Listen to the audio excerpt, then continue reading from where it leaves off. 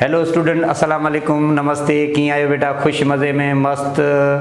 अच्छा पुट, अॼु पाण स्टार्ट कंदासीं चैप्टर नंबर 4। अच्छा, चैप्टर नंबर 3 पाण लास्ट लेक्चर में हिते कंप्लीट कयो हो पोर्टल ते।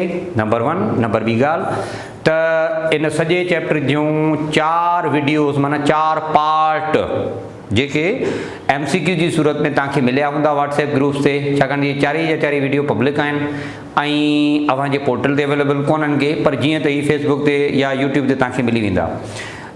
यूट्यूब जो हिकिड़ो चैनल आहे मोहम्मद पंहिंजो ज़मान चांडियो ऑफिशियल, ज़मान चांडियो ऑफिशियल, यूट्यूब ते सर्च कजो, उते तव्हांखे ही पार्ट जेके आहे सो मिली वेंदा। या फेसबुक ते मुंहिंजी वाल ते वञिजो, उते शेयर कयल आहे, तव्हांखे वीडियो लेक्चर मिली वेंदा। इहे वीडियो लेक्चर जीअं त पब्लिक आहिनि उनजे करे तव्हांखे स्पेशली कोन ॾिना, पर ही जिते जिते हर माण्हू वटि अवेलेबल आहिनि त तव्हांखे मदद उन में मिली वेंदी। नंबर 1। अॼु पाण हलूं था चैप्टर नंबर 4 ते पुट, मोशन इन टू डायमेंशन। हाणे जो मतिलबु छा आहे पाण थोरो ॻाल्हाईंदासीं, पर पहिरियां इंट्रोडक्शन।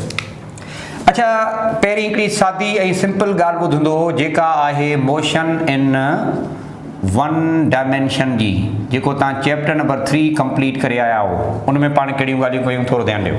ॿुधो, मिसाल तौरु ही हिकिड़ी सरफेस आहे, ठीकु आहे।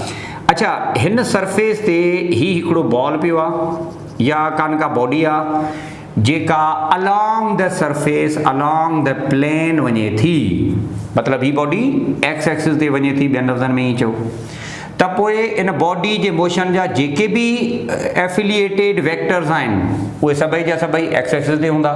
मिसाल तौरु बॉडी वञे थी न, त बॉडी जी वेलोसिटी जो डायरेक्शन हेॾां हूंदो, बॉडी जे एक्सेलरेशन जो डायरेक्शन हेॾां हूंदो, बॉडी जो डिस्प्लेसमेंट कवर्ड हेॾां हूंदो, बॉडी जो मोमेंटम हेॾां हूंदो।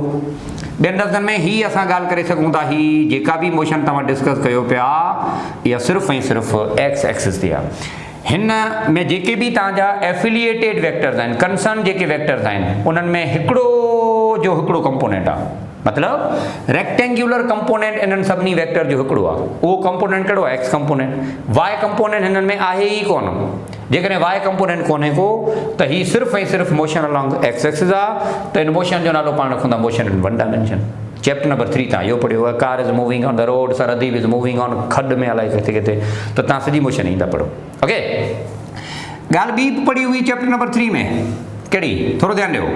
फॉर एग्जाम्पल हिकिड़ो बॉल हुयो, उनखे पाण वर्टिकली अपवर्ड उछलायूं था, त इहो बॉल मथे वञे थो, कहिड़े एक्सिस ते पुट वञे थो? वाई एक्सिस ते वञे थो। त हिन जी वेलोसिटी जो डायरेक्शन वर्टिकली अपवर्ड, इन जे मोमेंटम जो डायरेक्शन वर्टिकली अपवर्ड, एक्सेलरेशन इन जी अलॉन्ग द प्लेन हूंदी आहे। चवण जो मक़सदु इहो त जेके बि वेक्टर इन बॉडी जा आहिनि उहे सभई जा सभई वाई एक्सिस ते आहिनि। ऐं तव्हां चैप्टर नंबर 2 में पुट वाज़े तरीक़े सां पढ़ी आया हो, जॾहिं को वेक्टर वाई एक्सिस ते हूंदो त उन में एक्स कंपोनेंट कोन हूंदो। जॾहिं त जीअं त हिकिड़ो ई रेक्टेंगुलर कंपोनेंट आहे, तंहिंजे करे ही मोशन जेका वाई एक्सिस वारी आहे इहा बि मोशन इन 1 डायमेंशन आहे। ऐं स्पेशली इन मोशन जो अवां नालो ॾिनो हो मोशन अंडर ग्रेविटी। पोइ वापसि अचे थी body as a free fall बचे थी, माना फ्री फॉल मोशन बि अव्हांजो मोशन इन 1 डायमेंशन आहे, या एक्स एक्सिस ते जेका बॉडी जी मोशन आहे इहो बि तव्हांजो मोशन इन 1 डायमेंशन आहे। This is what we have done. This is what your chapter number 3 was concerned. हाणे हलो अॼु पाण हलूं था नई ॻाल्हि ताईं। अॼोकी ॻाल्हि कीअं थींदी, प्लीज़ तव्हां थोरो हिन ॻाल्हि खे सम्झंदव, जंहिंजे लाइ पाण ॻाल्हि कयूं था मोशन इन 2 डायमेंशन। अॼु जी ॻाल्हि कीअं हूंदी, पाण इनखे सम्झंदासीं, प्लीज़ थोरो ध्यानु ॾियो। अच्छा, इहा साॻी सरफेस आहे जंहिंजी मां ॻाल्हि कयां पियो, इट मीन्स असां ॻाल्हि कयूं पिया कहिड़ी पुट? अर्थ सरफेस जी। अच्छा, ज़मीन जी सरफेस ते हिकिड़ो बॉल आहे या को पार्टिकल आहे जेको हुते पियो आहे। वॉट आई डिड, अवां हिनखे किक कयो, ठीकु आहे। अच्छा, जॾहिं किक्ड फुटबॉल जी ॻाल्हि कंदो त हीउ किक्ड फुटबॉल हीअं वञी परे वञी करंदो, ईअं न। त हाणे हलो त हिन में जेके हिन जा वेक्टर्स आहिनि उन ते पाण ॻाल्हायूं। अच्छा, ॾिसो वेलोसिटी जो डायरेक्शन अलॉन्ग द मोशन आहे। हाणे हिन जी मोशन कुझु अहिड़े क़िस्म सां, अहिड़े रस्ते सां, अहिड़े पैराबोलिक पाथ में हूंदी, त डेफिनेटली इन जी वेलोसिटी जो डायरेक्शन बि ओॾां हूंदो, डेफिनेटली हिन जे मोमेंटम जो डायरेक्शन हेॾां हूंदो। त पोइ जनरली पाण इहा ॻाल्हि कंदासीं त जेके बि बॉडी जा या बॉडी ते जेके बि वेक्टर लागू थियनि पिया, इहे सभई जा सभई वेक्टर हाणे कंहिं न कंहिं एंगल थीटा ते आहिनि। हाणे इहे कंहिं न कंहिं एंगल थीटा ते आहिनि। अच्छा, सवेर ॻाल्हि थिए पे पाण हुन में छा हो, या त एक्स एक्सिस ते आहिनि या त वाई ते, पर हाणे जेका ॻाल्हि आहे उहा ॿी आहे पुट। वेलोसिटी जो डायरेक्शन जेका आहे उहो ईअं सम्झो त न एक्स एक्सिस ते डायरेक्ट आहे ऐं न वरी वाई ते आहे। ॿियनि लफ़्ज़नि में वेलोसिटी जो डायरेक्शन एक्स ऐं वाई एक्सिस जे विच में आहे। त पोइ मूंखे ॿुधायो त हिन वेलोसिटी जा रेक्टेंगुलर कंपोनेंट घणा थिया? रेक्टेंगुलर कंपोनेंट, छाकाणि त वेलोसिटी वेक्टर आहे न, इन जा तव्हां रेक्टेंगुलर कंपोनेंट कढो, इनखे टोड़ियो, रिज़ॉल्व कयो। रेक्टेंगुलर कंपोनेंट मिलंदा ॿ, हिकिड़ो मिलंदो एक्स कंपोनेंट माना वी कॉस थीटा, ॿियो मिलंदो वाई कंपोनेंट माना वी साइन थीटा। त पोइ बॉडी जी वेलोसिटी एक्स एक्सिस ते बि आहे, बॉडी जी वेलोसिटी वाई एक्सिस ते बि आहे। बॉडी जो मोमेंटम एक्स एक्सिस ते बि हूंदो, बॉडी जो मोमेंटम वाई ते बि हूंदो। बॉडी में एक्सेलरेशन एक्स ऐं वाई ॿिन्ही जे हिसाब सां ॻाल्हि कबी। त जनरली पाण ॻाल्हि कंदासीं हिन बॉडी में जीअं त वेक्टर जूं फिज़िकली आहे, बॉडी जे वेक्टर जा जेके कंपोनेंट आहिनि ॿ आहिनि, त पोइ अहिड़े क़िस्म जी जेका मोशन आहे इहा मोशन इन टू डायमेंशन आहे। हलो सर ॿ डिस्प्लेसमेंट कवर करे न पोइ बिल्कुलु। ॾिसो ही बॉडी पहिरियों हिते हुई, हाणे हिते पुगी, त हिन एक्स एक्सिस ते कोन को डिस्प्लेसमेंट कवर कयो आहे। यस, ऐं न सिर्फ़ु इहो, हिन वाई एक्सिस ते बि डिस्प्लेसमेंट कवर कयो आहे बिल्कुलु। त हिन मोशन खे पाण चवंदासीं ही मोशन अवां जी मोशन इन टू डायमेंशन आहे। Two dimension does not mean के north and south, no, two dimension means two rectangular components possessed by any vector concerned to the motion of body। तो वो simply पाण ॻाल्हि कंदासीं kicked football is in accordance with motion in two dimension।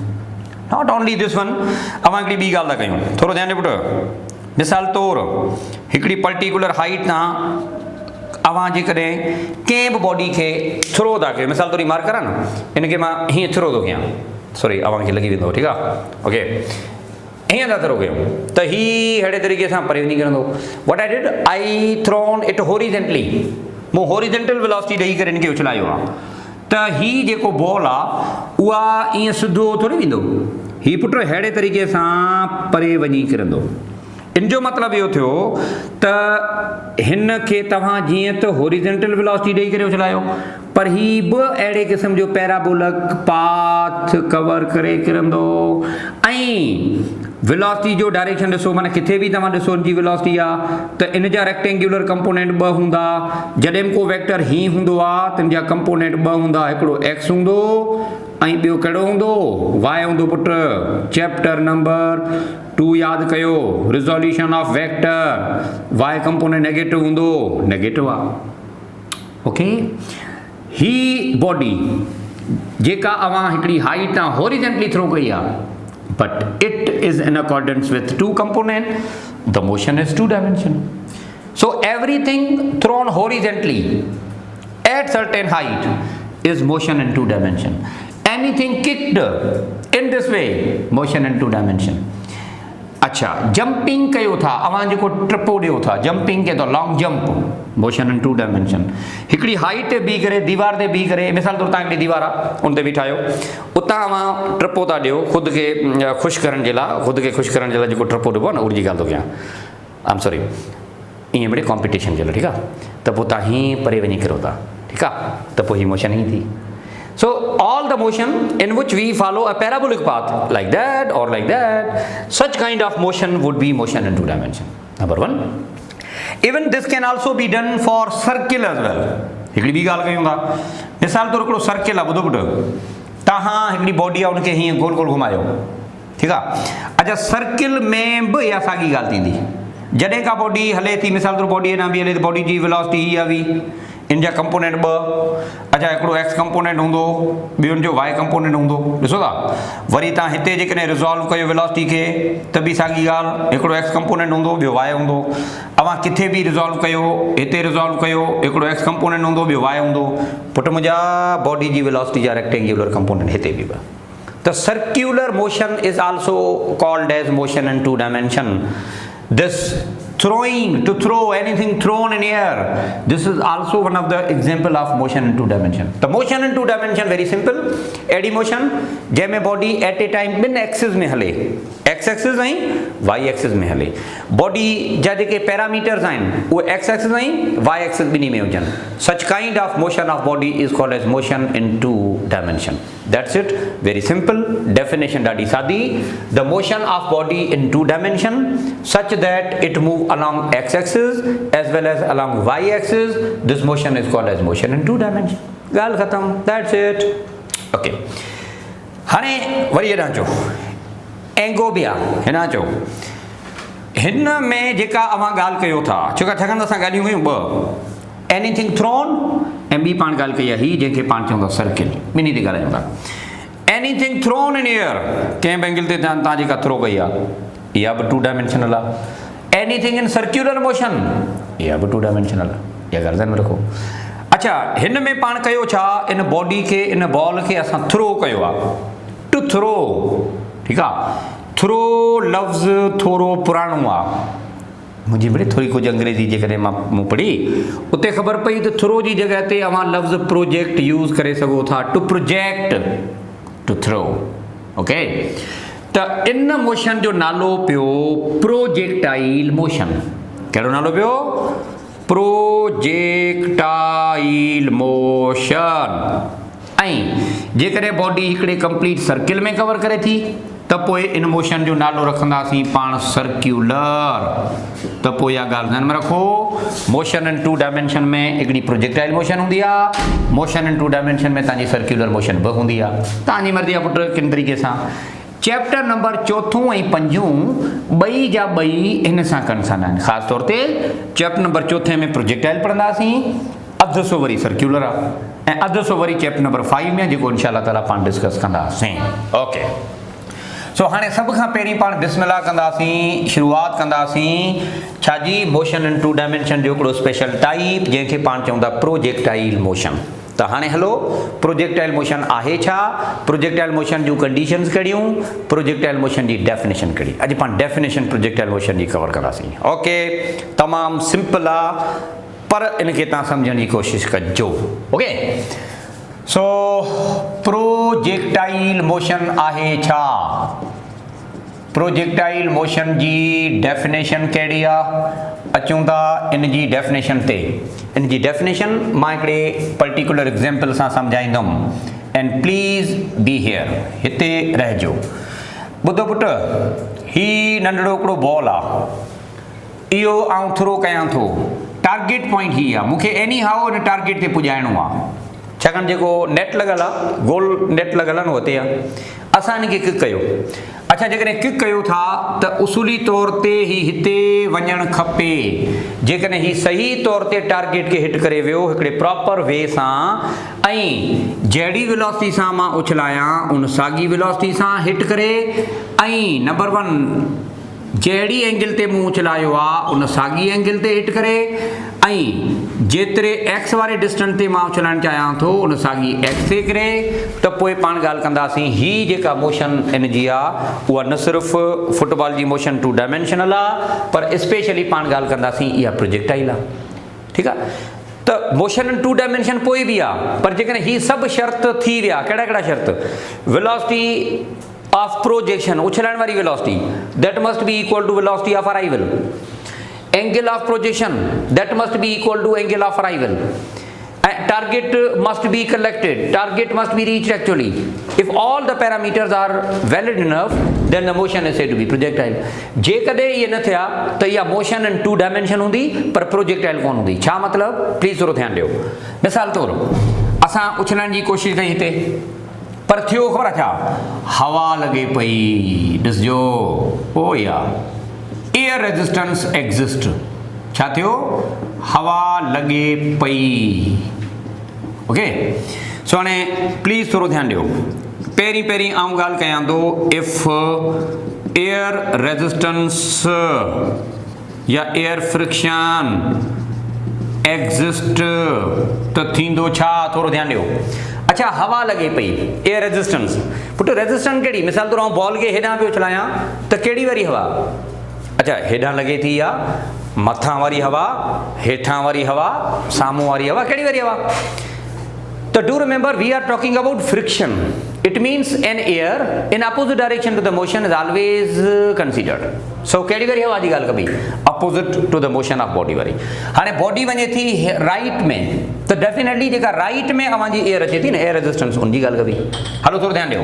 हाणे ही ball वञणु पियो चाहे हेॾां, हवा लॻे पई साम्हूं, रेजिस्टेंस छा कंदी आहे, बॉडी जी मोशन जी मुखालफ़त कंदी आहे, बॉडी जे मोशन जी वेलोसिटी डिक्रीज़ कंदी आहे। ॿुधो, बॉडी जे वेलोसिटी जा कंपोनेंट घणा ॿ हुआ न, थोरो वरी ॾिसो पुटु कहिड़ा ॿ कंपोनेंट, हिकिड़ो एक्स कंपोनेंट हो बाबा, ॿियो कंपोनेंट कहिड़ो हो वाई।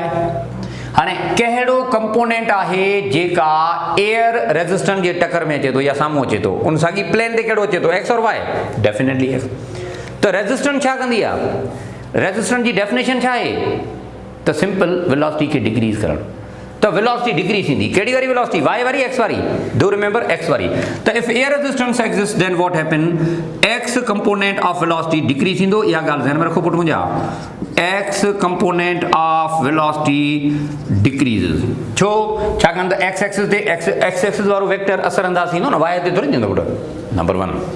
नंबर ॿी ॻाल्हि, वेलोसिटी डिक्रीज थी तो डिस्प्लेसमेंट डिक्रीज थियो। छो छाकाणि त distance is equal to S is equal to v t न, जेकॾहिं वेलोसिटी डिक्रीज थी तो डिस्टेंस डिक्रीज थींदो, एक्स एक्सिस वारो डिस्प्लेसमेंट घटि थींदो। त पोइ इहा ॻाल्हि कबी त distance along x axis decrease. छा मतिलबु, पोइ ख़बर छा थींदो, हेॾा ॾिसो, हीउ जेको पार्टिकल टारगेट ते हिट करणु खपे, हा हीउ पार्टिकल टारगेट ते हिट कोन कंदो, हीउ थोरो पहिरियां किरंदो जेकॾहिं हवा तेज़ लॻे थी। अच्छा माना हाणे इन जो एक्स ही थींदो हेसि ताईं तक़रीबन, अञा जेकॾहिं हवा जाम तेज़ थिए थी त हीउ अञा वेझो वञी किरंदो। त मुंहिंजे चवण जो मक़सदु इहो पुटु, U have miss the target, अवां टारगेट खे मिस करे छॾियो।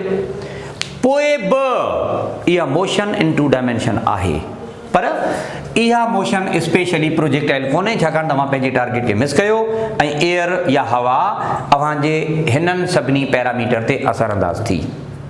मां वरी रिपीट कंदुमि, in the presence of air x component of velocity decreases, ॿियनि लफ़्ज़नि में कयो चेंज थींदो।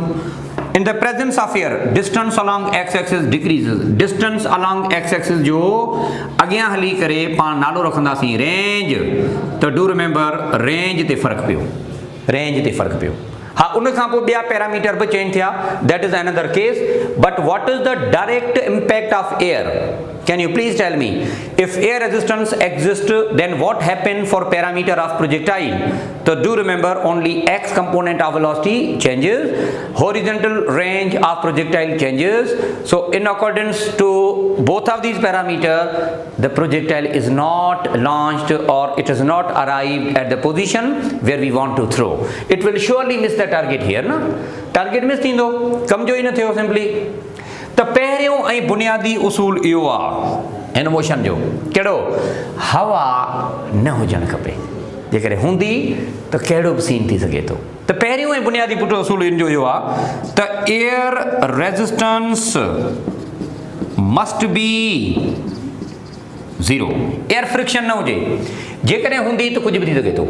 अच्छा एयर फ्रिक्शन जेकॾहिं 0 हूंदी त इन जो मतिलबु इहो थियो, hence x component of velocity, तंहिंजे करे चई सघिजे थो x component of velocity is constant.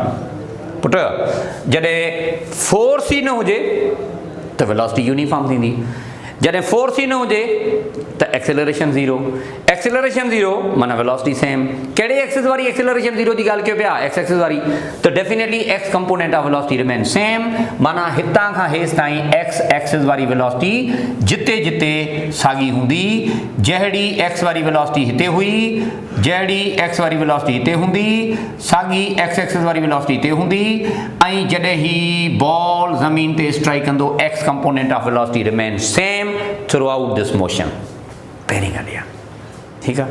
त प्रोजेक्टाइल मोशन में एक्स कंपोनेंट ऑफ वेलोसिटी छा हुजणु खपे, सेम। छो सेम हुजणु खपे, त जीअं असां टारगेट खे हिट करे सघूं, ऐं इहो सेम कीअं करे सघिजे थो, हवा जो अमल दख़ल नेग्लिजिबल हुजे, पहिरीं ॻाल्हि आहे। ओके, नंबर ॿी ॻाल्हि, नंबर 2। अच्छा फॉर एग्जाम्पल पाण इन बॉल खे मथे उछलायो, थोरो प्लीज़ ध्यानु ॾिजो, ठीकु आहे। अच्छा ही बॉल इलाही मथे वियो, मिसाल तौरु अवां किक कई आहे हिकिड़ी एंगल ते, जो ही बॉल इलाही मथे वियो, इलाही मथे वियो जो मतिलबु आहे मिसाल तौरु पाण चवंदा 2 किलोमीटर मथे वियो, एतिरो बहरहाल वञी कोन थो सघे, पर मिसाइल जी ॻाल्हि कयूं, जेको 5000 मीटर मथे वियो, 5 किलोमीटर मथे वियो या 10 किलोमीटर मथे वियो, त पुटु पाण अॻियां हली पढ़ंदासीं। ऐं डेफिनेटली तव्हां कोचिंग क्लासिस में पढ़ियो हूंदो त मथे वञण सां ग्रेविटेशनल एक्सेलरेशन या ज़मीन जी जेका ग्रेविटी आहे उहा डिक्रीज़ थींदी आहे। ऐं जेकॾहिं ग्रेविटी डिक्रीज़ थी मथे वञण सां त पोइ डाउनवर्ड पुल बि घटिबी। अच्छा, एक्सेलरेशन जी डेफिनेशन छा आहे? Change in velocity. जेकॾहिं मथे वञण सां चेंज इन वेलोसिटी अलॻि आहे त ज़ारा हेठि अचण सां चेंज इन वेलोसिटी अलॻि हूंदी। इन जो मतिलबु इहो थियो त थी सघे थो पोइ बि तव्हां टारगेट खे मिस करे वञो, छाकाणि त रुॻो हवा जे करे तव्हां टारगेट खे मिस कोन था करे सघो। The action of gravity is also important. मतलब you do not throw anybody in air so that it cover the height in terms of kilometer. एडी वडी height ते न उछलायो। If you do so, you will surely miss the target. Do remember. So you are not supposed to throw it at the maximum height in terms of kilometer. एडी वडी height ते न उछलायो बेटा, हिकिड़ी सिंपल height ते उछलायो ना। तो do remember, height एडी वडी न रखो। जेकॾहिं रखंदो त जी जो वैल्यू अलॻि हूंदो। जी माना छा? एक्सेलरेशन। एक्सेलरेशन माना छा? Change in velocity. पोइ चेंज इन वेलोसिटी असेंडिंग वारी, चेंज इन वेलोसिटी डिसेंडिंग वारी अलॻि हूंदी। And in this way you can miss the target as well. Target वरी मिस थियो, माना इहो बि कम जो न थियो। त पोइ ही सर छा कजे? छा था चवणु चाहियो? पुटु मां इहो थो चवणु चाहियां त ही बॉडी एतिरो मथे उछलायो जो जी जो वैल्यू 9.8 ई हुजे। सर मथे वञण सां जी जो वैल्यू 1 डिग्री थींदो आहे। ॿुधो, डेफिनेटली सरफेस ते 9.8 आहे ऐं थोरो मथे वञो 9.8 ई हूंदो। एॾो को ज़्यादा चेंज थोरी थींदो आहे। हा, इलाही मथे वेंदो पोइ चेंज थींदो। त आई सिंपली से कि do not project any body in air to maximum height in terms of kilometer. Please don't throw. ईअं न थ्रो कयो, हिकिड़ी सिंपल नॉमिनल हाइट ते थ्रो कयो। केतिरी हाइट ताईं? जेतिरी हाइट ताईं जी जो वैल्यू 9.8 मीटर पर सेकेंड आहे। न त कुझु बि थी सघे थो। त ॿी कंडीशन ही आहे पुटु, कहिड़ी? त the acceleration due to gravity must remain constant throughout motion. जी जो वैल्यू कॉन्स्टेंट हुजे न ओस ताईं एंड रिमेन डायरेक्टेड डाउनवर्ड। जी जो वैल्यू हमेशह लाइ नेगेटिव वठिबो, छाकाणि त अवां अपोज़िट में चलायो। नंबर 1। हाणे हलो वेलोसिटी ते। सर ठीकु आहे, मां चयो त जी चेंज कोन थींदो, पर ॻाल्हि ॿुधो सर, भला पोइ बि कान का ग्रेविटी आहे सही न? यस आहे, आहे बिल्कुलु। ओके, त पोइ हाणे हिन ते पाण थोरो ॻाल्हाईंदासीं। प्लीज़ तव्हां थोरो ध्यानु ॾींदो। ॿुधो पुटु, जॾहिं अवां मथे उछलायो आहे त हिते वेलोसिटी वाए वारी वधीक हुई। जी बॉडी मथे वेंदी आहे त पाण पढ़ियो आहे चैप्टर नंबर 3 में मोशन अंडर ग्रेविटी में, त मथे वञण सां बॉडी स्लो थींदी आहे। पढ़ियो थो न? ऐं बॉडी जॾहिं स्लो थींदी त वेलोसिटी घटिबी, माना वाई कंपोनेंट वेलोसिटी जो डिक्रीज़ थींदो। पहिरियां एरो मूं वॾो ठाहियो आहे, हाणे एरो थोरो नंढो ठाहियो। अञा मथे वेंदो, अञा घटिबो, अञा मथे वेंदो, अञा घटिबो। ही हिकिड़ी मैक्सिमम हाइट या हिकिड़ी पर्टिकुलर हाइट ताईं मथे वञे थो, उन खां मथे कोन वेंदो। उहा आहे मैक्सिमम हाइट। सर हिन जो नालो तव्हां मैक्सिमम हाइट छो था रखो पुटु? मुंहिंजा बेटा ॻाल्हि ॿुधो, हाइट ही बि त आहे न, हाइट ही बि आहे न बाबा, हाइट ही सभई आहिनि, पर हिकिड़ी उहा हाइट आहे जंहिंखे पाण चवंदा मैक्सिमम हाइट। त डू रिमेंबर, मैक्सिमम हाइट इहा ई आहे। इतां खां मथे डिस्प्लेसमेंट कवर वधीक कोन थींदो। कहिड़े एक्सिस ते? इतां खां मथे डिस्प्लेसमेंट कवर कोन थींदो, वाई एक्सिस ते। जॾहिं वाई एक्सिस ते वधीक डिस्प्लेसमेंट कवर ही न थियो त पोइ rate of change of displacement is called as velocity zero थी न पुटु। त पोइ मैक्सिमम हाइट ते वाई वारी वेलोसिटी ज़ीरो हूंदी, वाई वारी वेलोसिटी ज़ीरो हूंदी। मां वरी ॿुधायां थो, जी मथे वञे थो त स्लो थियो बॉल, त वाई एक्सिस ते स्लो थियो न, त वाई वारी वेलोसिटी घटिबी। मैक्सिमम हाइट ते वाई वारी वेलोसिटी ज़ीरो थी, छाकाणि त उन खां पोइ ही मथे वञे ई कोन थो। But on the way down, जॾहिं ही हेठि अचे थो त ही तेज़ थींदो आहे। जीअं हेठि अचे थो तेज़ थींदो। कहिड़े एक्सिस ते? नेगेटिव वाई ते अचे थो। जेकॾहिं नेगेटिव वाई ते अचे थो न, त वाई वारी वेलोसिटी डिसेंडिंग महिल इंक्रीज थियणु खपे, छाकाणि त ग्रेविटी जे सेम डायरेक्शन में अचे थो त वेलोसिटी वधंदी न। जॾहिं ग्रेविटी जे अगेंस्ट में वञे थो वेलोसिटी घटिबी पुटु, तव्हां सिंपल मोशन में पढ़ियो आहे। ऐं जॾहिं ही वापसि अचे थो त वेलोसिटी वधंदी, स्लोली ग्रेजुअली वधंदी, को हिकदमि कोन वधंदी, ईअं न। अच्छा y वारी वेलोसिटी थोड़ी वधी पर माइनस में आ सरो माइनस में छो था ॾियो but because it is moving along the negative y plane अञा थोरो हेठि अचे अञा वधंदी अञा थोरो हेठि अचे अञा वधंदी जॾहिं ही स्ट्राइक करण वारी हूंदी बॉडी एग्जैक्टली उन साॻी पोजीशन तां जे लेवल तां तव्हां उछलायो मां कोन थो चवां वापसि ईंदी माना उन साॻी इक्वल लेवल ते जॾहिं स्ट्राइक कंदी त y वारी वेलोसिटी इन जी उहा साॻी हूंदी जंहिं y वारी वेलोसिटी सां तव्हां इनखे मथे उछलायो हुयो इन जो मतिलबु इहो थियो त मां इहा ॻाल्हि कोन कई आहे त बाबा ग्रेविटी जेकॾहिं सेम हूंदी त वेलोसिटी सेम हूंदी नो पुट एक्सेलरेशन पोइ पाए पर कॉन्स्टेंट आहे जेकॾहिं एक्सेलरेशन कॉन्स्टेंट आहे त velocity changes at equal rate velocity changes at equal rate माना असेंडिंग में जेतिरे अंदाज़ में डिक्रीज़ थींदी डिसेंडिंग में साॻे अंदाज़ सां इंक्रीज़ थींदी increase and decrease exist at equal rate. It means body takes equal time to ascend and descend. If it takes 5 seconds to reach at the maximum height, it will surely descend for that particular interval. So ascending and descending times are always said to be equal. Kedi symmetry and meaning na ascending and descending. They both are exactly mirror images of each other. Those parameters are applicable for ascending. These are exactly applicable for the descending as well. ठीक है थियो हलो टियों condition करो sir इन जो मतलब छा थियो तो y कंपोनेंट चेंज थे पियो बहरहाल ओके हलो टियों कंडीशन करो ही इंटरेस्टिंग आहे थोरो ध्यान ॾियो ॿुधो ही आहे अर्थ वा ज़मीन हिते असांजो प्यारो पाकिस्तान ठीकु असां छा था कयूं कंहिं ॿिए कंट्री जी ॻाल्हि था कयूं कोई बि एक्स वाई ज़ी हिकिड़ो लाइक़ु आहे समुंड आहे भला असां कंहिंजा दुश्मन न आहियूं हिकिड़ो समुंड आहे असां पंहिंजे मिज़ाइल जो तजुर्बो कयूं था ऐं असां उछलायूं था ही केतिरो मथे वञी सघे थो ऐं टारगेट ते पुॼे थो या न या असां ही मिज़ाइल जो तजुर्बो कयो आहे हिकिड़े हंधि खां ॿिए हंधि ताईं ठीकु पुटु एंड मिसाल तौरु ही केतिरो परे वञी हिट करे टारगेट खे इहो आहे को ईअं सम्झो त 100 किलोमीटर भला 1000 किलोमीटर हिकिड़ो मिसाल था वठूं पुटु थोरो ध्यानु ॾिजो हुन ॻाल्हि खे अच्छा हाणे थींदो छा ख़बर आहे ही इनिशियल पोजीशन आहे जितां पाण खे उछलाइणो आहे ए अच्छा ही फाइनल पोजीशन आहे जेका टारगेट आहे टारगेट किथे आहे समुंड में आहे तव्हां इन मिज़ाइल जी टेस्टिंग करणु चाहियो था तव्हां छा कयो उछलाइणो पवंदो त डेफिनेटली तव्हांखे ॿुधायो वेंदो त भाऊ इन एंगल ते उछलाइजो हिन वेलोसिटी सां उछलाइजो त आसानी सां तव्हां टारगेट खे हिट करे सघो था ॻाल्हि ईअं थींदी न पर उते हिकिड़ो तव्हां जहिड़ो हिकिड़ो जेको आहे सो स्टूडेंट वेठो हुयो ठीकु आहे अच्छा उन चयो यार एॾो को मसइलो ई न आहे रुॻो बटन हणणो आहे न ॻाल्हि ख़तमु ओके उनखे असां इहो चयो यार ॻाल्हि ॿुधां वेलोसिटी ऑफ प्रोजेक्शन माना उछलण वारी वेलोसिटी हेतिरी रखजांइ मीटर पर सेकेंड अच्छा हितां खां हेसि ताईं जेको टोटल टाइम लॻे थो उनखे स्ट्राइक करण में उहो 10 सेकेंड लॻे माना 10 सेकेंड में इहो हिट करे टारगेट खे वेलोसिटी रखिजो अच्छा एंगल फलाणी रखिजो हाणे अव्हां छा कयो माना तव्हां खां हिकिड़ी नंढी ग़लती थी कहिड़ी तव्हां अलाए छा कहिड़ी परेशानी में हुयो एंट्री टेस्ट जी परेशानी हुई तव्हांखे अलाए कहिड़ी परेशानी हुई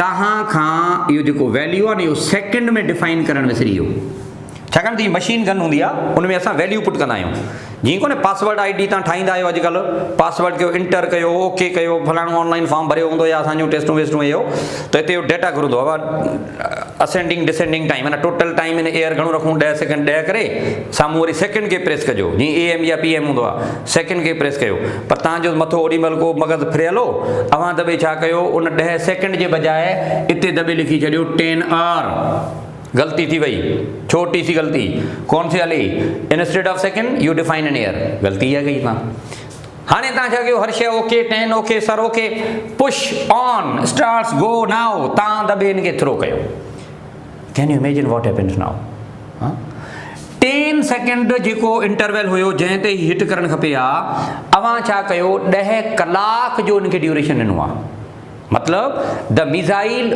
विल remain in air for 10 hour 5 कलाक मथे वञण में लॻाईंदो 5 कलाक हेठि अचण में लॻाईंदो हाणे थोरो ध्यानु ॾियो मज़ो ॾिसो कहिड़ो अच्छा जेको मिसाइल सिधो सिधो वञे हा 10 सेकेंड में पुॼे हा जान छुटिया न तव्हांजी नंढड़ी ग़लती जो ॾिसो छा थींदो 5 कलाक मथे वञण में लॻाईंदो 5 आवर 5 कलाक हेठि अचण में लॻाईंदो मिसाल तौरु थोरी देरि जे लाइ सम्झो तुंहिंजी मोशन पोइ बि ईअं हूंदी हिकिड़ी ॻाल्हि लॻे ऐं पोइ ॿुधो तव्हांखे ख़बर आहे 5 कलाक जे ड्यूरेशन में या 5 आवर्स जे ड्यूरेशन में इहो ज़मीन बि रोटेट करे चुकी हूंदी। तव्हां जॾहिं थ्रो कयो न त तव्हांजो प्यारो पाकिस्तान, मुंहिंजो प्यारो पाकिस्तान, पाण सभिनी जो प्यारो पाकिस्तान हिते हो।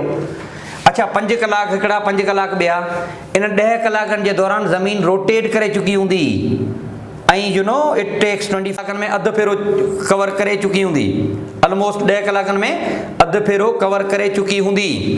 इन जो मतिलबु इहो आहे त अधु रोटेशन हिते हूंदो न, माना जॾहिं 10 कलाक थियण वारा हूंदा या जॾहिं हीउ मीज़ाइल वापसि अचण वारो हूंदो तॾहिं हीउ प्यारो पाकिस्तान पंहिंजो हिते किथे हूंदो, ईअं सम्झो थी समुंड हिते किथे हूंदो ऐं हे मीज़ाइल अची हिते किरंदो।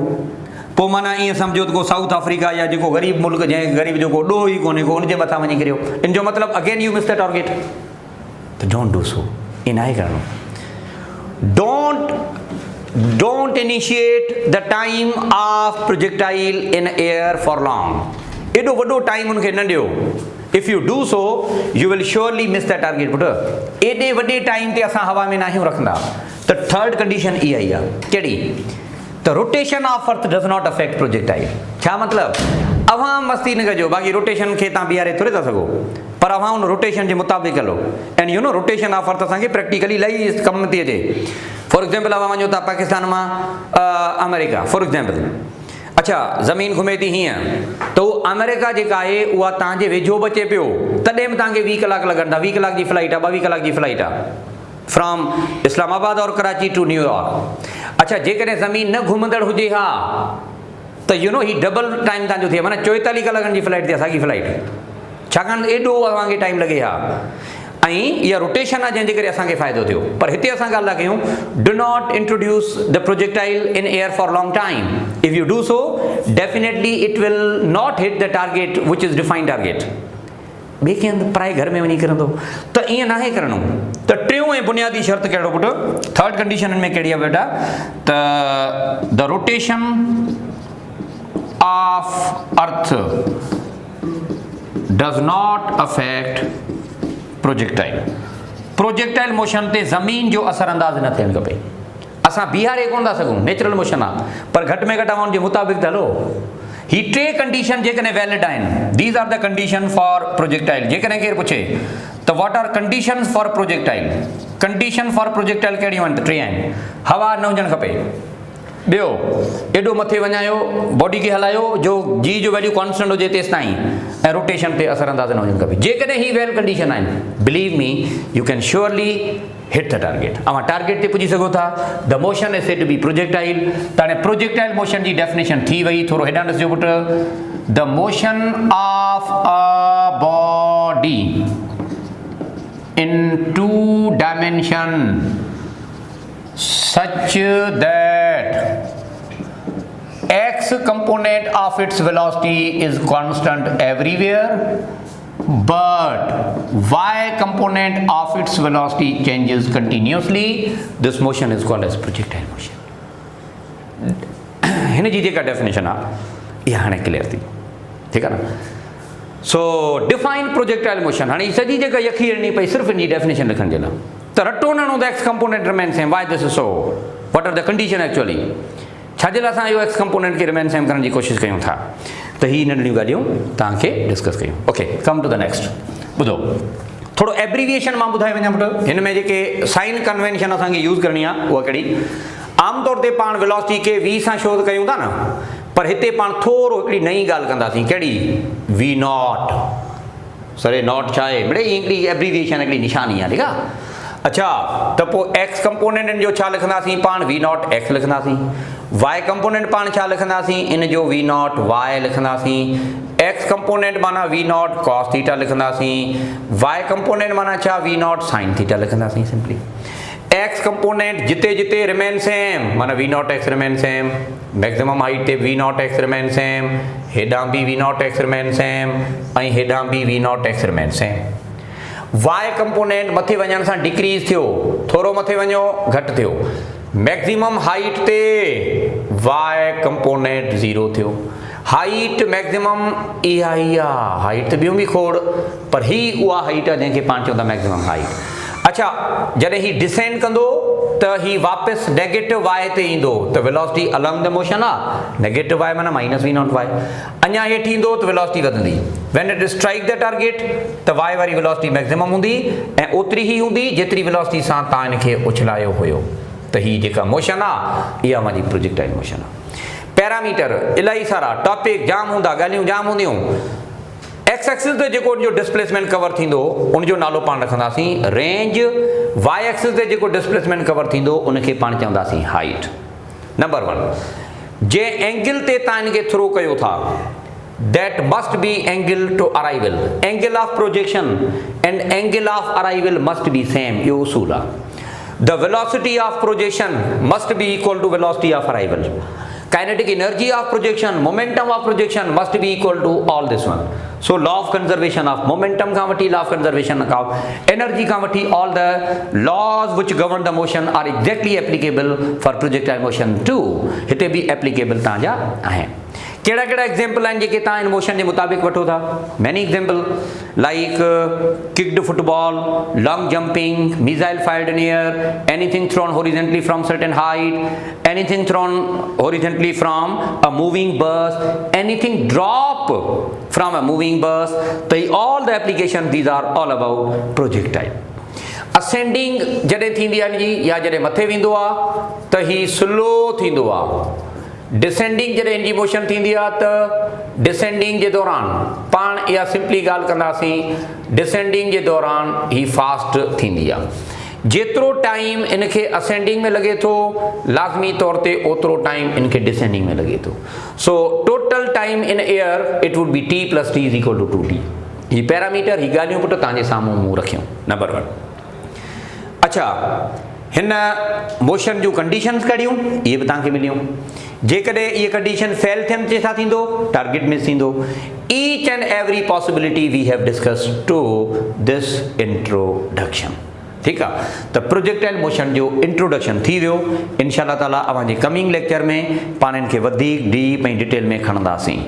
चवंदा आहिनि त ॾाढो ॾुखियो टॉपिक आहे, पर सच पुछो तमामु ईज़ी आहे। Once you go through conceptually तमामु सिंपल टॉपिक आहे। So thank you very much बेटा, ख़ुशि रहो। Thank U.